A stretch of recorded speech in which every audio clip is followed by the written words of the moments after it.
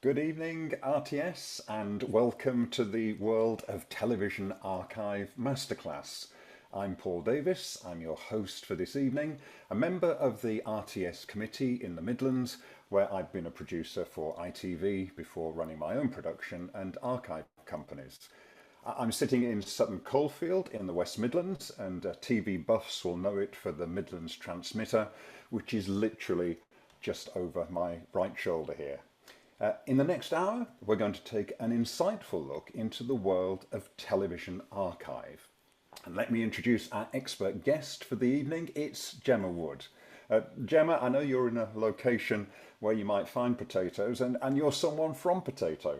Perhaps you can explain a little bit more about that. Yeah, so hi everyone, and thank you so much for coming along to this webinar today. I really hope it proves useful for everyone. I'm an archive researcher. I've been working at Potato now for coming up to 2 years. And I just felt like I wanted to kind of give an insight into the archive world, as it does play quite an integral role in many parts of productions that people don't always expect it to. Jemma, that's great. Let's get straight into the presentation. Folks, I've had a sneak preview. It's about 25 minutes. Fascinating. There's some great examples in there to watch out for, and I'm sure that they will leave us with a whole host of questions. So do make sure to ask. We'll pick those up at the end of the presentation. Over to you, Jemma. Thanks, Paul. Right, I shall get my screen shared. Hopefully you can all see that okay? We're good to go. Perfect. So the aim of this presentation really is to give you all an understanding of the basic skills and requirements of being an archive researcher within television. I'd also like to give an understanding of the range of work that's available, to give an overview of the role of an archive researcher from pre-production through to post. And then at the end, we'll have a little Q&A section where we'll give the opportunity to ask any questions. So here you can see the range of the range of shows Potato produce. And while I've been archive researching at Potato, which is part of ITV Studios, I've been lucky enough to work across all of these shows that you can see on the screen at the moment. And that's given me a great opportunity to clear for a range of different broadcasters. And as I mentioned earlier, I feel passionate about sharing an insight into this area of television, as it's widely missed off the teaching agendas for so many television degrees, despite it being such an integral part of production. Each programme has different requirements in terms of the archive needed, but for the purpose of this presentation, I'm going to focus on Autopsy, the last hours of an episode we did on Steve Irwin, which is a show that we produced last spring. So in a minute, I'll show you a short clip just to give you an introduction and give you an idea of how the show, what the show's like, because it actually airs on Reels, which is a channel in the US. And basically, Autopsy, the last hours of, explores a celebrity's life and death, focusing on the last key moments towards the end of their life through a medical lens, in order to understand the circumstances that led to their death. It's part of a series which we've made on other American celebrities such as Michael Jackson, Robin Williams, Walt Disney, and Marilyn Monroe, to name a few examples. Wildlife daredevil Steve Irwin wrestled crocodiles on TV shows watched by hundreds of millions of people across the globe. Wait on, that's it, hold him! He's the crocodile hunter. He seemed almost invincible. Him being him looks superhuman. You think this guy's dangerous? You should see what I've got in me shed. He was a real expert at it, a real expert. Fans of the man known as the crocodile. But on September 4th, 2006, news of a fatal accident hit the worldwide media. Today the world has lost a great wildlife icon, a passionate conservationist, and one of the proudest dads on the planet. Silence. That's all I can describe it as. When it emerged that 44-year-old Steve Irwin had been killed by a stingray, the world listened in disbelief. Yeah, distinctly remember that time of thinking, that can't be right. Swum with tiger sharks, great white sharks, handled fierce snakes, the deadliest snakes in the world. They could have all killed him many times over. Shockingly, his death was captured on camera. Police are now using it as part of their investigation into his death. and speculation about the events surrounding Steve's accident continued. That he was out of his comfort zone and he pushed things too far. Stingrays are not known to be aggressive creatures. There have only been 2 fatal stingray attacks ever recorded in all of Australia. By 2006, Steve Irwin had spent over 30 years working closely with the most dangerous predators in the world. I want to know what led one of the world's top wildlife experts to be killed by an otherwise docile animal.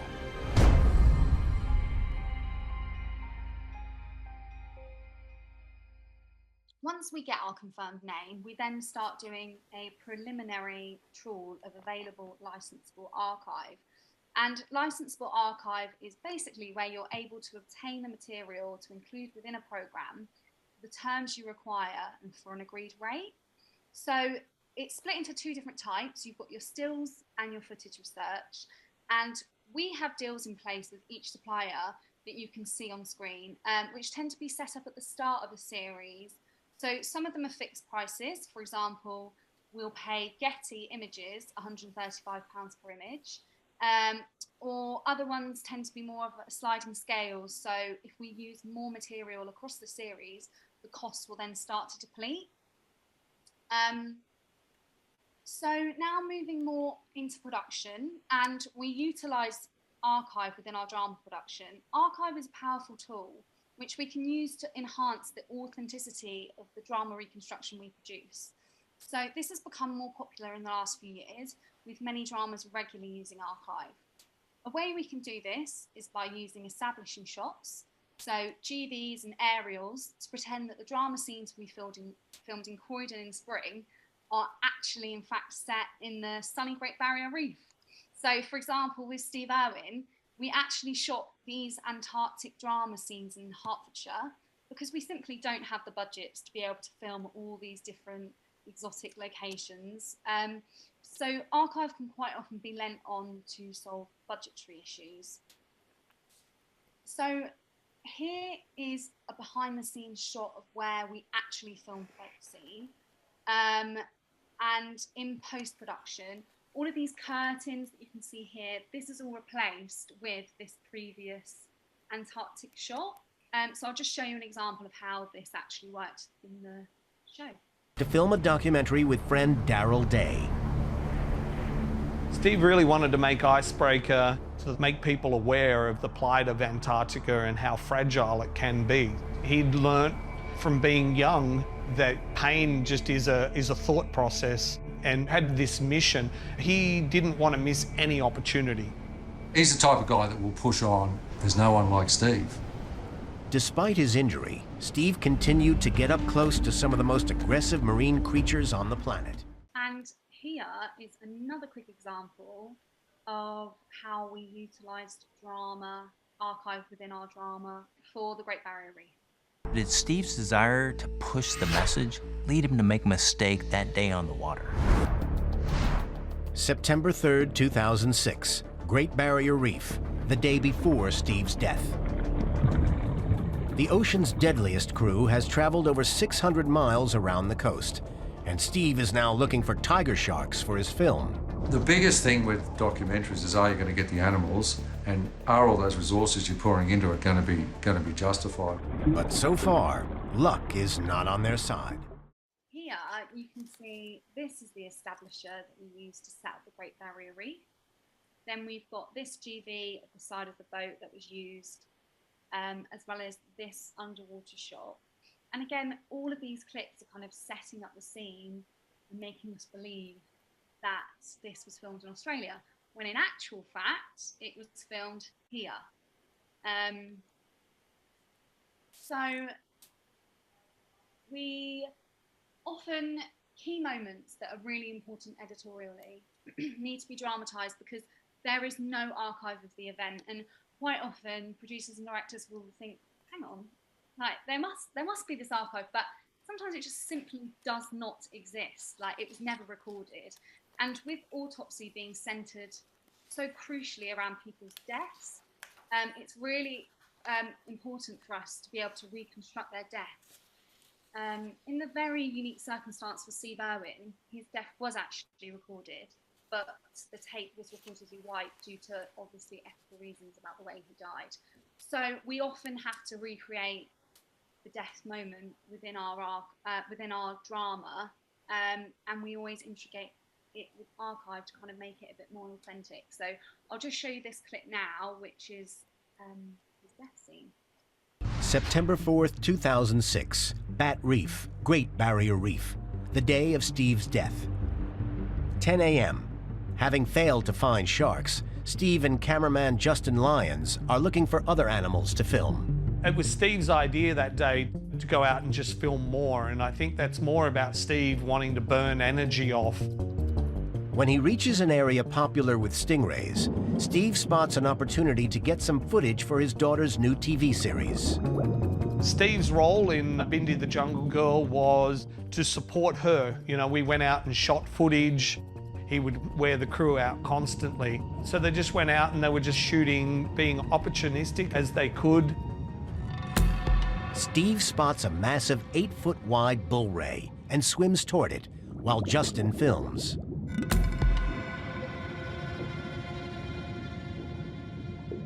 All is going well, and Steve and Justin are lining up their final shot. Steve snorkels towards the camera, directly above the ray. Steve's actually come into position and he's moved in over the top of it. Its reaction is to swing its tail around and then stung him in the chest.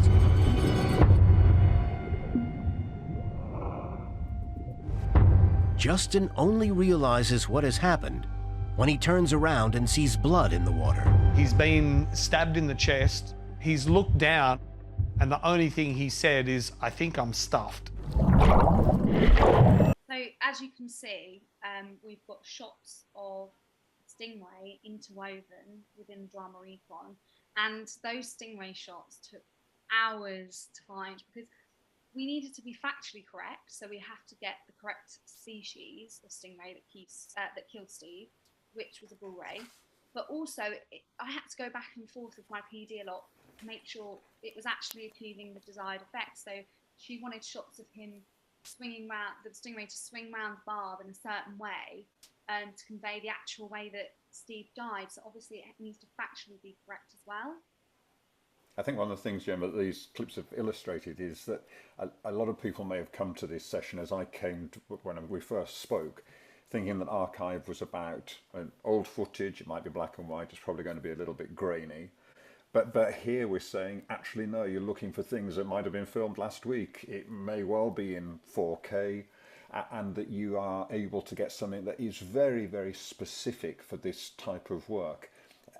How is the balance of the work? Is it towards this type of archive rather than that perhaps more traditional old film? It kind of ranges depending on the subject matter. So this week we've been working on an autopsy we're making on Buddy Holly, and he died in the 50s. And so there you're looking at much dated film. Whereas we do subjects, again, I was looking at Sean Connery,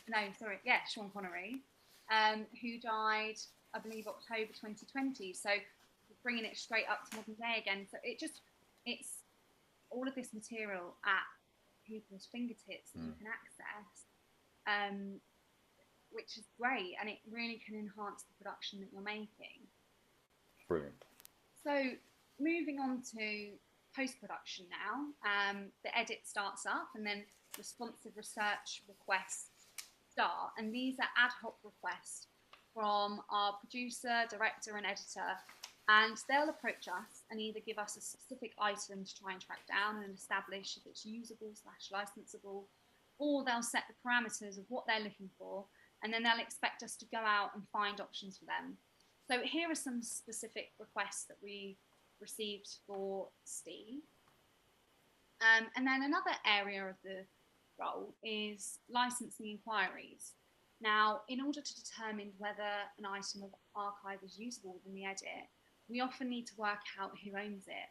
We need to then contact that owner and then negotiate how much it will cost to include that material. So here's an example of a licensing inquiry that I sent recently for another autopsy episode we're working on.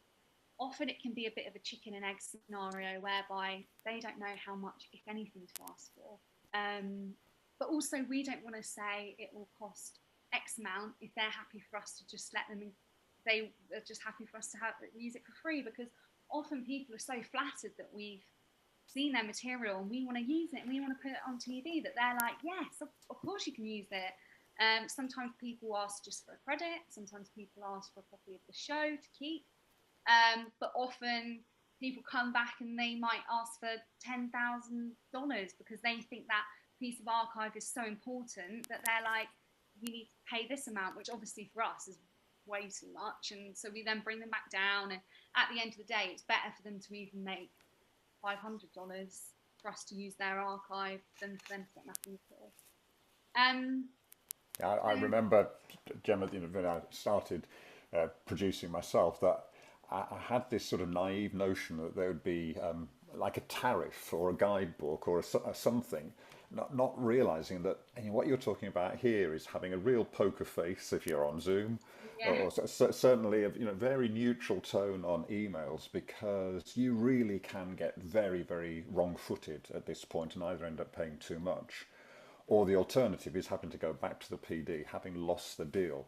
It's a really difficult thing when everything is bespoke, isn't it? Yeah, it is. And often you can be a bit tactical and you can say, look, this is a bit out of our budget, I'll go back and talk to the PD. And then you go back to them and you say, look, I'm really sorry, we can't afford this. And then a few days later they come back and they're like, it's okay, we'll accept this. Or they might come down a little bit. So there are ways of working around it. But to be honest, usually it's not that often that we actually hear back from people. Quite a lot of the times we send inquiries out and they either don't own the footage and it then scares them, so they then delete it off YouTube, for example, or we just don't ever hear anything back, which can be a little bit frustrating, especially when something is so editorially important. So moving on now to another part of post-production for us, which is logging program cuts. Now, this is one of the most time-consuming tasks, and we have to work through multiple work-in-progress cuts of each different show at the point in production where they're approaching being finalised. So we do this to be able to advise on any issues with clearance, and also we can then let them know the overall cost of the episode as it stands when we've viewed it. So to do this, we log every single piece of item of archive within a show, and sometimes it can range from few items, other times we're talking hundreds of items of archive. And we have the following columns. So we've got time code in, time code out to correspond with where that piece of that archive is in the cut.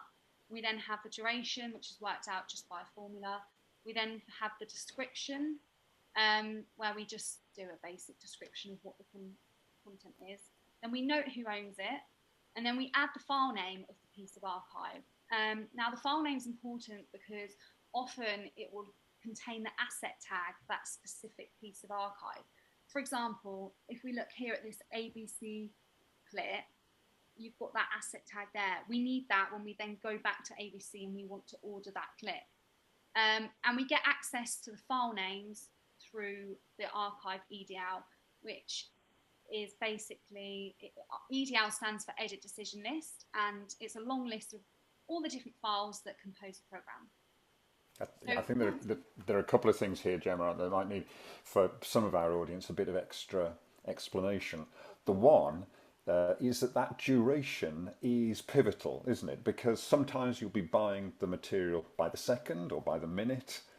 You don't want, if it's going to be a minute and 1 second, to suddenly find that you're being charged twice as much. So that duration is something to keep a really close eye on.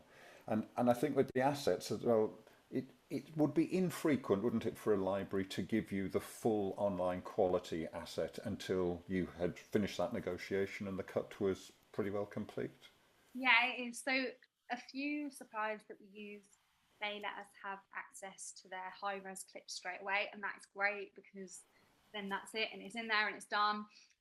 Others, as you say, they provide screeners, which we then don't get access to the full res master material until we're in approaching the online, but I'll come back to that later. But yeah, so once we've done our we've done our logs, we then have the information we need to be able to create a grid that we call a breakdown. Now, within the breakdown, we list each source, we list the rates, and these have all been negotiated beforehand. We then put the usage, and then we work out the totals, and then we can add it all up to see how much it's going to cost. So as you can see here, the final episode of Steve Irwin came to £17,500. And we can then advise the team in the edit if they need to make any changes, either for budgetary reasons, if they're way over, or otherwise. And also we then prepare ourselves when the time comes to begin the process of finalising and ordering the master material ahead of the online process.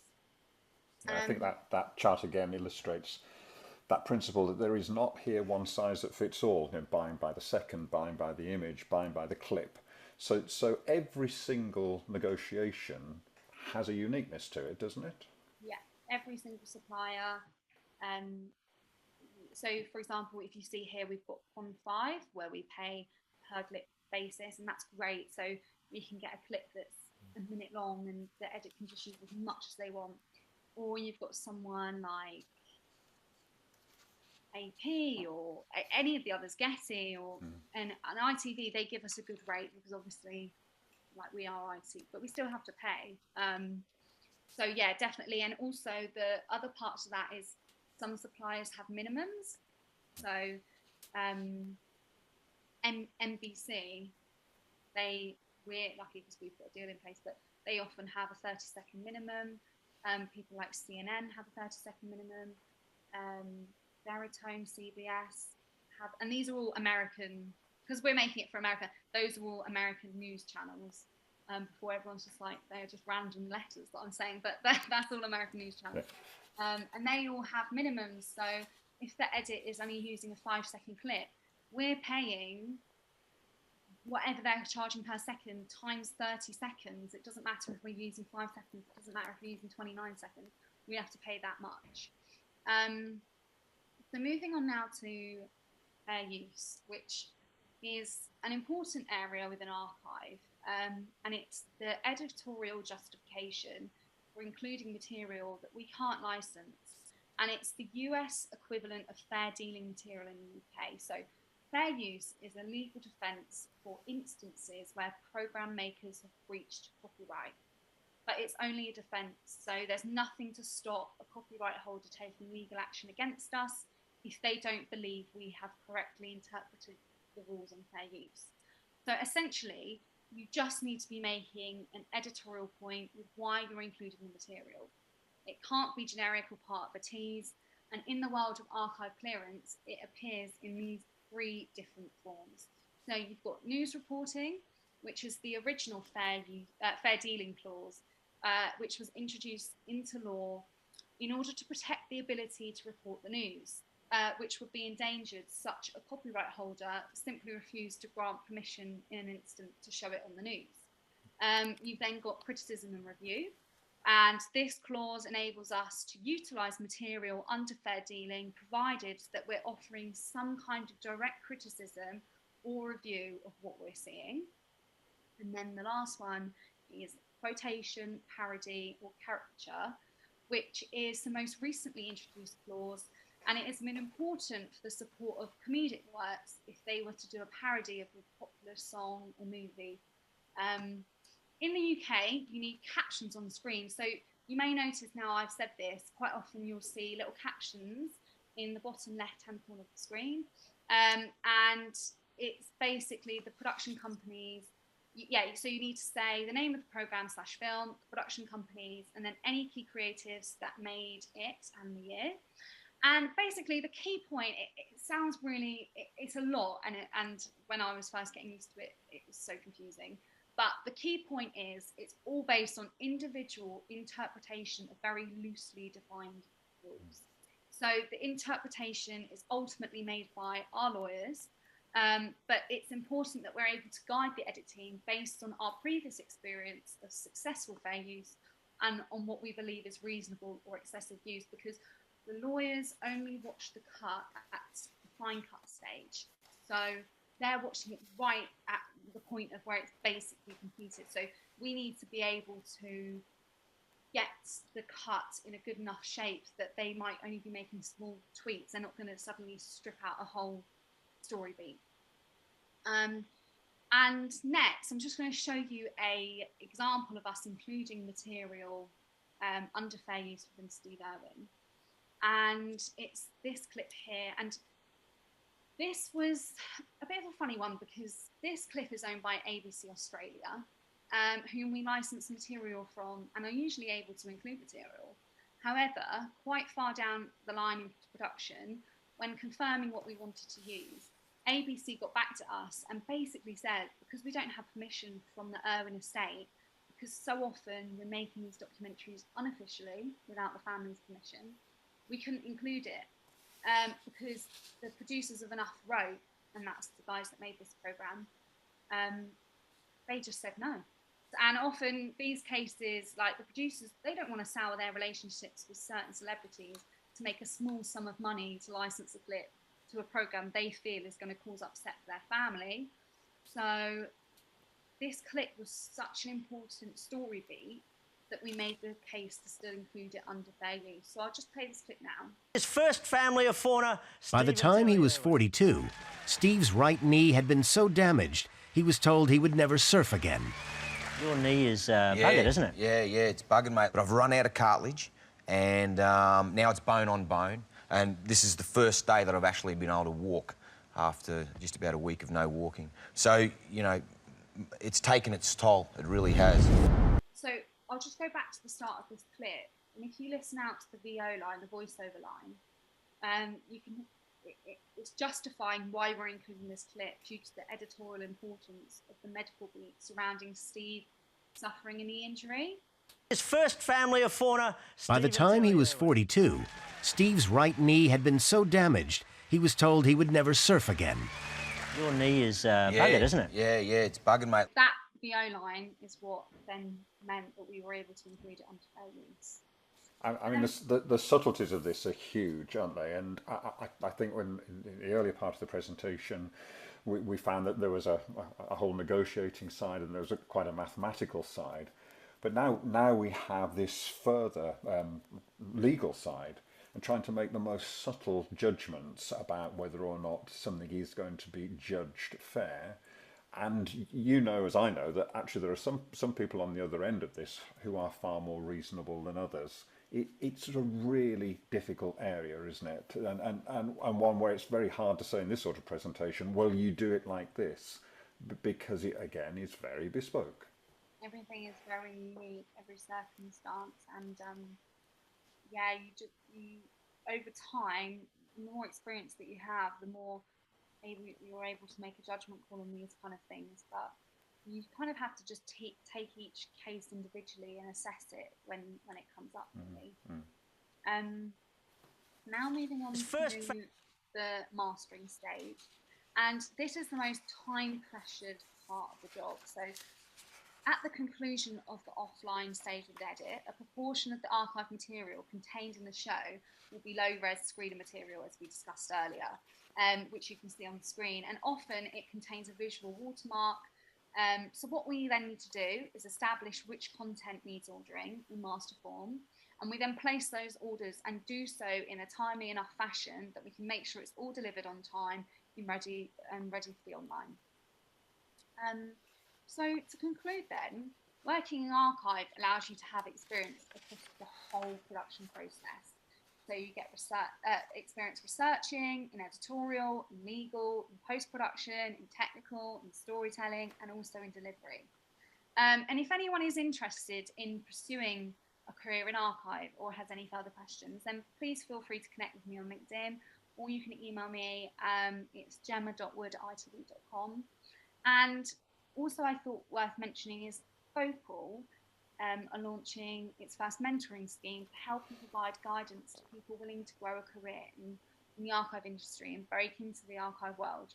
So that could be a good starting point for anyone with an interest in archive, because there is such a demand at the moment for people working in this area within television.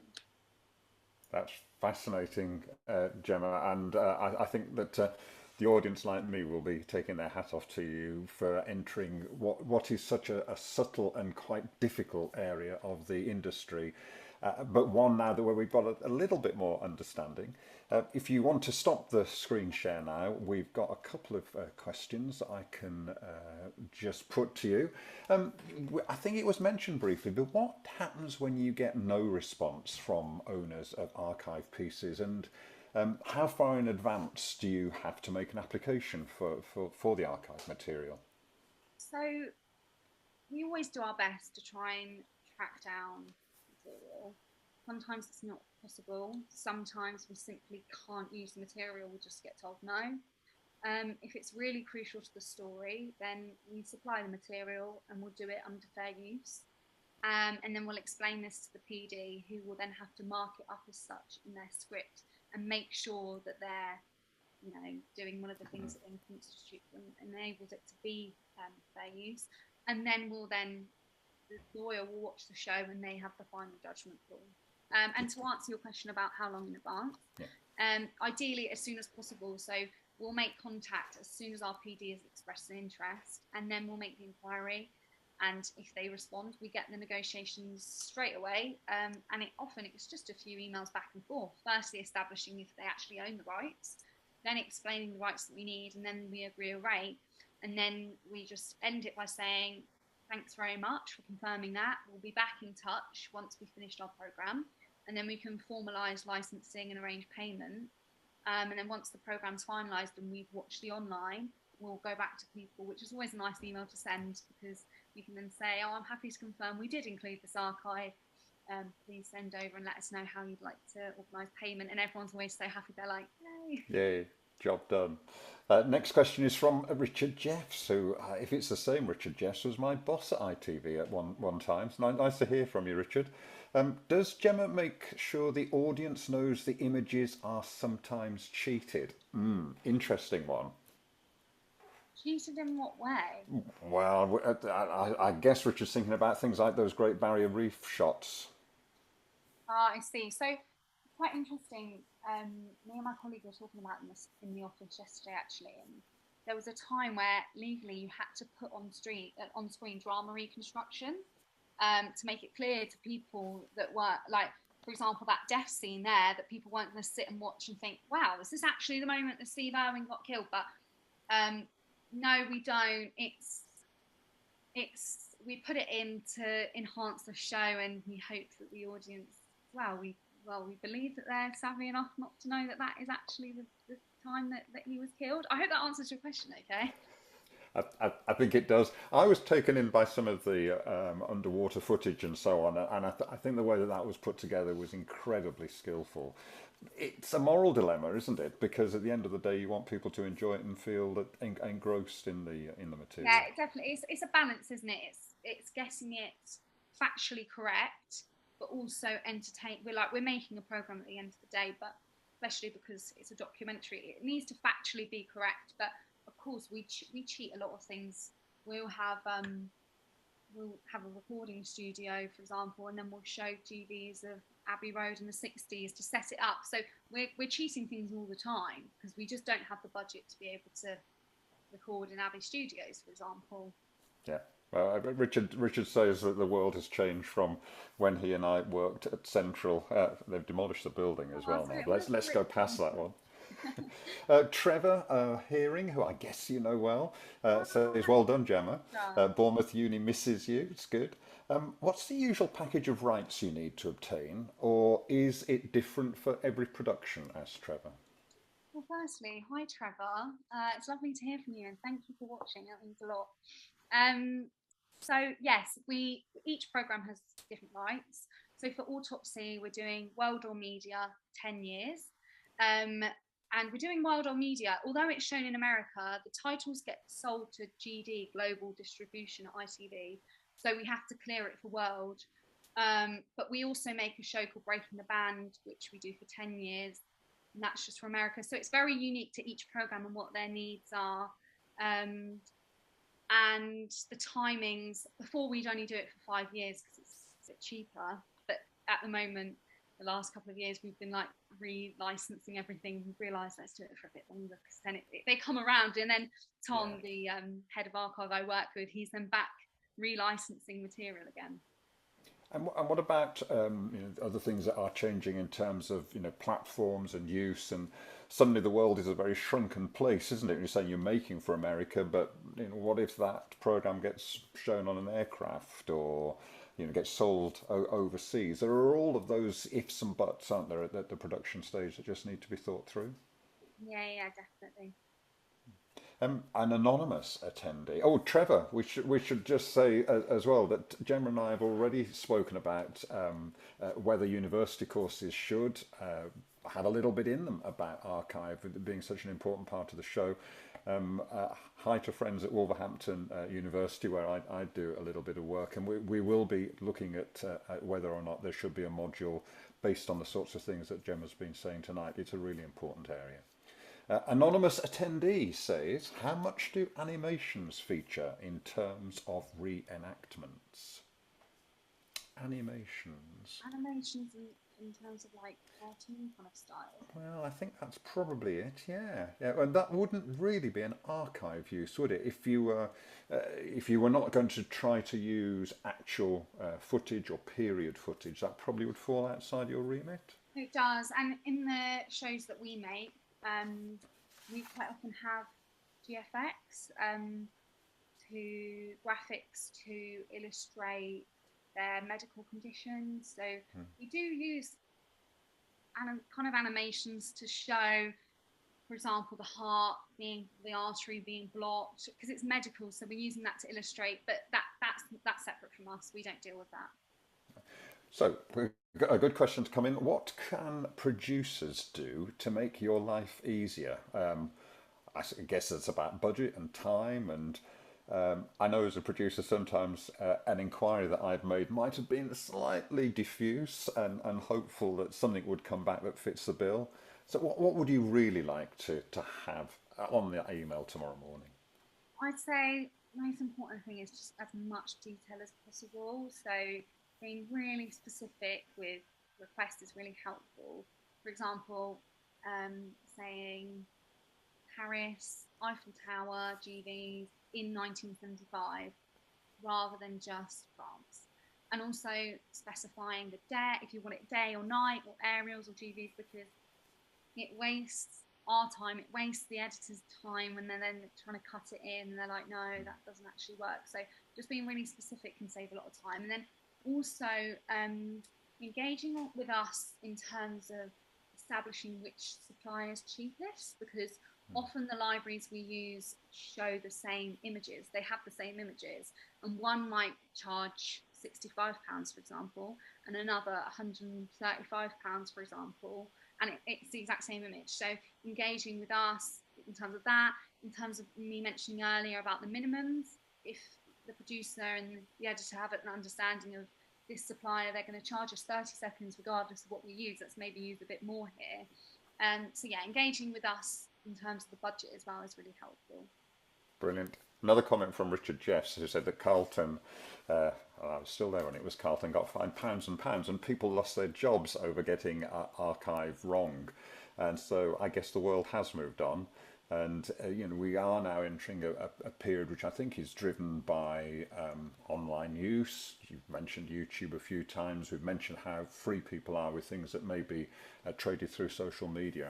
And I think that now we have so many platforms with so many different expectations that actually also makes your life more difficult, because you are working to one set of expectations where the public may be working to quite a different set of expectations, and perhaps would you say sometimes just can't understand what all the fuss is about with what you have to do to license an image?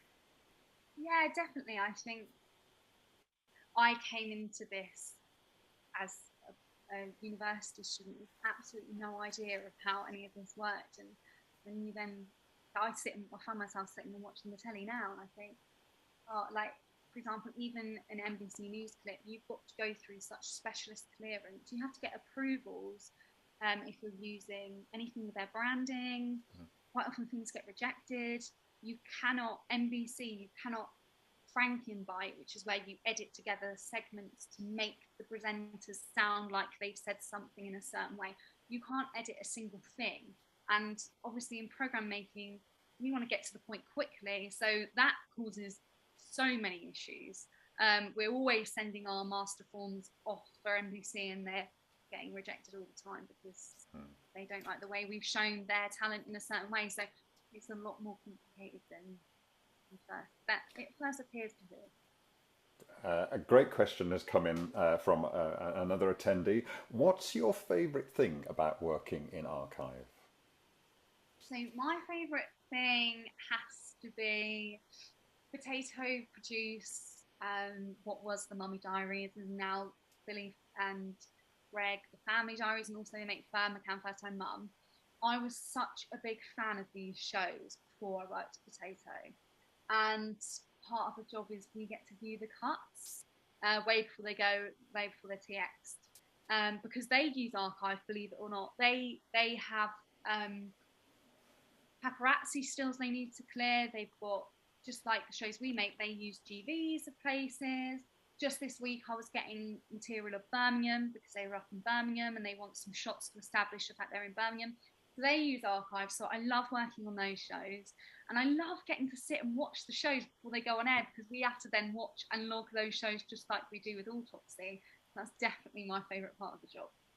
Brilliant. And were there any surprises at that last viewing where something has suddenly appeared or is slightly longer than you thought it was going to be, or is it all precise by then? Not so much a surprise, but something that does crop up is in like the Family Diaries, for example, and you just wouldn't think it, but when they're filming, for example, in a kitchen and they've got the TV on in the background and the TV is on for too long and is too clear in shot to be able to pass as incidental. So they don't have the budget at all to try and actually clear what's on the screen. So we then need to advise at the 11th hour, you either need to totally cut that down, you either need to blur it out, which my colleague has told me they've done before, is they've actually then put onto that TV screen an ITV-owned programme so they can then use it. But that's always a bit of a surprise when you see that so late in the day and you're like, oh no, you're going to have to get rid of that. But yeah, that actually relates to another comment that's come in from Richard saying that third-party copyright can be a problem. He cites the Eiffel Tower is out of copyright, but the light show that lights the tower is copyright. So that's another example of this absolute minefield that you work with. Nally says, thank you so much, Jemma. As someone interested in a career in archive, that was really useful.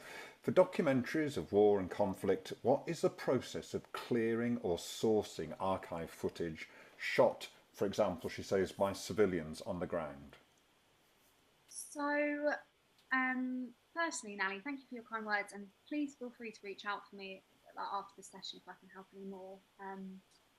In terms of people shooting on the ground, we'll look at, so if they post it on YouTube, we'll look at the poster, and they often have their emails if you click on their profiles, so we'll send them an email, and most of the time they're absolutely flattered that we've even reached out, and they're like, yes, absolutely, you can use my footage. But yeah, it's all about that detective work, really, seeing the clip, then doing the back steps to work out who actually, because quite often just because they post it doesn't mean that it's actually their footage. And yeah, clearing it through that way. If we can't get, we don't get the response, then again we can make the argument for fair use. I mean, I think that takes us into another area of interest because Nally refers there to what is essentially amateur footage. We find ourselves now in an era with a lot of phone footage, things which may tell a unique story, but where actually there is a real value to it in the programme. What sometimes happens though with that footage and the sorts of programmes that you're making, which are at the highest technical quality, are there things that you just wouldn't accept? Old VHS or whatever it might be. Do you have to have certain technical standards? So VHS and DVDs can be sent to our post-production house where they ingest the material. and we can even do that with old tapes. So that isn't a limitation for us. And we tend to assess the technical quality ourselves. So, for example, things on YouTube, you wouldn't supply anything to the edit that was less than 240p. And we always try our best to find a better quality version online. But if it's really editorially important, then we supply it anyway, and we just make sure that the PD and the editor, they know that that is going to be master quality, that is what's going to be at the end, because quite often the PD, well, always the PD and the editor, they finish, and then the online team take over, and then they're like, where's the master version of this clip? There it is. And then we're like, no, that is the master version. We did explain that when it was first supplied. I mean, that confusion, because as we were saying, often you are working in an edit with a low-res version that you know is going to be replaced. The shock might be to a PD that actually there's a piece that isn't going to be replaced, and that again I imagine requires a good degree of diplomacy from yourself from time to time. Yeah. Stephen Hartley, hi Stephen, says, how big an archive team is required for documentaries that are primarily or even 100% archive? He gives an example of the World War II in colour. And how does that work? So work with older archive footage differ from the sort of work that we've focused on this evening? In terms of the work, it's the exact same. So we're going to the same sources. Getty will have clips that they posted yesterday. Now have clips from all the way to when first footage was available. So there's no difference in that sense. And the team, surprisingly, it's very small. So at Potato, we've got me, and then we've got Tom Haig, who's now head of archive at Potato. And we're working across, at the moment, we're doing 22 autopsies in a batch.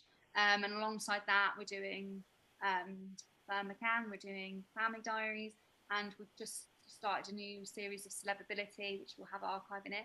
So it's a very, very small team, really, when you consider the amount of output we're doing. But it comes in ebbs and flows. So we'll have days where we're totally so busy. It always like everyone always sends through their requests on the same day, and then we'll have other days where there's really not a lot to do.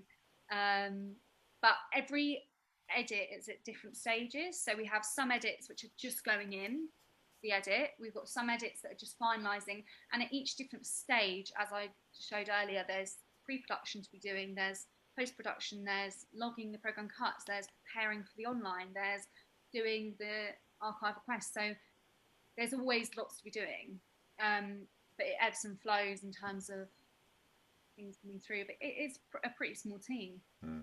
I think, Stephen, one of the things I'd say in answer to your question is that an archive show, the sort that you talk about, is to me a little bit like a good dance, where somebody's got a lead and somebody's going to follow. And it's really clear from what Jemma said that in the programmes that she's making, the narrative is taking the lead and she's got to follow. She has specific things that need to be found to make that narrative work. Whereas when you're looking at a show that's using all period materials, there has to be a different relationship between the archive manager and the PD. If it doesn't exist, you are suddenly left with something that it's very difficult to include within the narrative. And I found working with Gemma's equivalents when I was working on that sort of show, we did things like The Way We Were for ITV, that there was a very different relationship there because you were trying to mould a narrative around those things that existed rather than doing what Gemma's doing and trying to backfill around a narrative that has to work. And so it is a slightly different feel to the use of the archive in that circumstance. I've got another good one that's come in, Jemma. How do you see your career developing?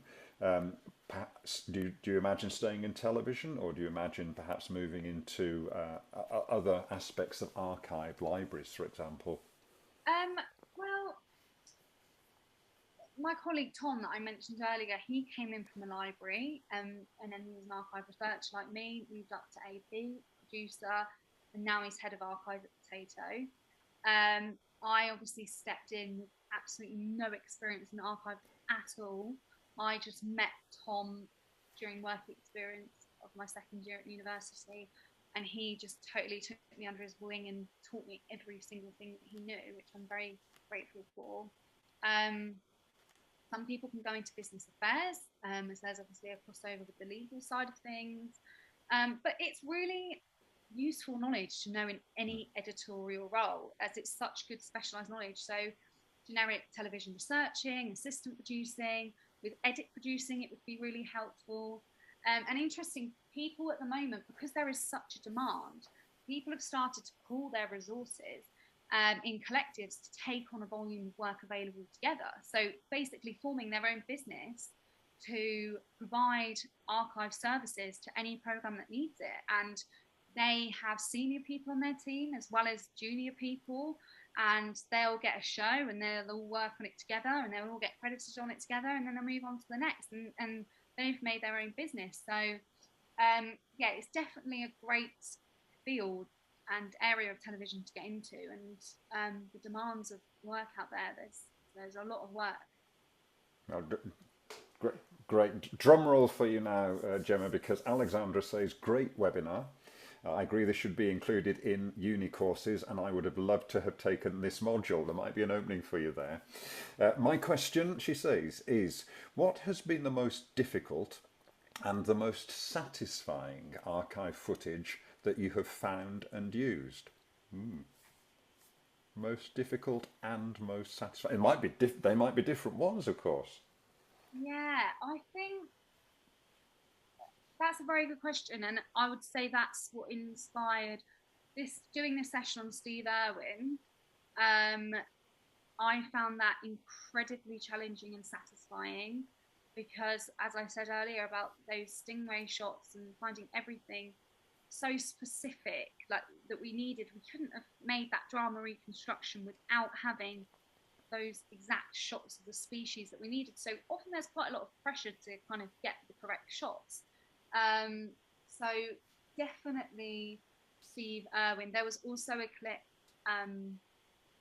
that I found really satisfying when I found it. It's like finding a needle in a haystack.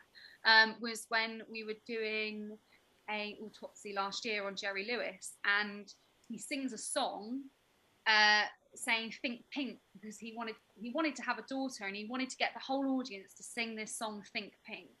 And the director emailed and said, "I've looked everywhere for this clip, I can't find it anywhere." And I sat through hours and hours of footage of the Jerry Lewis show, and then he started singing "Think Pink," and I was like, "This is it! I found it!" And that was a really good feeling. Brilliant. Now, another anonymous. But this is a great question. Is your job for everybody, and what are the personal attributes? I guess from the one you've just said, patience will be high up there. Yeah, so is this job for everybody? I mean, it's very enjoyable, it's very rewarding. I would say there's certain attributes. You need to be able to research efficiently. Like, we're working with so many different programs. I know I just said I spent hours finding that thing, but you have to be very productive with your time and not spend hours and hours on something which just is never gonna lead to anywhere. You need to be able to find material from a variety of different sources, and also have kind of a good editorial understanding of what will actually work in an edit, because certain things you come to learn it just isn't going to work in the edit. I'd say creativity and perseverance is a great skill to have. So taking different approaches when a request seems unachievable, and also being up for a challenge is important, and enjoying that detective work side of things. And then lastly, I'd say being able to negotiate is really important. So getting the best price of material while securing the rights we need, because we are working to budgets at the end of the day, and we need to be able to bring people down successfully. Fantastic. Jemma, I've been producing television programmes for quite a long time. I'm not going to say exactly how long, but I'm sure Richard will tell me in the chat, but let's not go there. I've found the experience of meeting you and of preparing this has been a real eye-opener, because as producers we do sometimes forget or become really blasé that these things just happen somehow and it'll be all right. And I think to have that reminder of the work that goes on to make many of these programs that would be impossible possible has really been affirming, and it's been great the way that you've explained it. I know that on behalf of RTS, I'd really like to say thank you for the depth of research that you've put into the presentation and finding some fascinating clips for us. And I think the quality of the questions that we've had from our guests and our audience says again that there's been a real thirst for knowing more about what you do. Yeah, definitely. And it's been a joy for an hour. Yeah. So it only remains for me to say on behalf of all of us from RTS, huge thank you, Jemma, and we shall all be keeping a very close eye open on on our screens for those little bits of fair dealing and for what exactly might be happening on that chroma key now that we've got this fresh knowledge. Thank you, Jemma. Thank you so much. And thank you all for listening. I really hope it's been useful for you all. And please do reach out if you want any more information or anything like that. And thank you, Paul, for hosting the event. You've been really great and really supportive. It's been great fun, and I'm sure we shall keep in contact. So thank you again. From us all here at RTS, thank you for watching the webinar and for your interest. And it's been great to share the evening with you. Bye-bye for now. Everyone.